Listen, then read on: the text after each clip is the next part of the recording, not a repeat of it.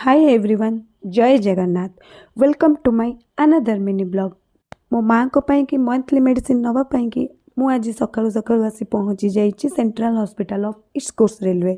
आज जेहेतु आसिया पाई टिके लेट हो गला सेति पाई जल्दी जल्दी जाइकि मो मेडिकल खाता को लाइन रे रखिदेली काहेकि ना एठी जे जेते सकाळु आसी लाइन रे खाता रखिबो तार सेते जल्दी रजिस्ट्रेशन हो जिवो। लाइन रे खाता रखि सारला परे मु किछि समय वेट करिली। किछि समय वेट कला परे एब रजिस्ट्रेशन करिया पई लाइन लगे देली।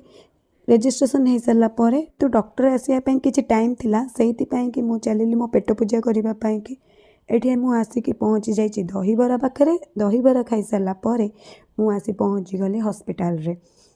एबे मु चलिली न्यू ओपीडी कॉम्प्लेक्स जोठी कि डॉक्टर माने आसिकी पेशेंट मानकु चेकअप करांती। मोर तो किसी चेकअप करार नाला माँ को कि रिपीट मेडिसिन नबार थिला सेइथिपाई मु आसी पहुँची जाइछि ओपीडी 2 रे।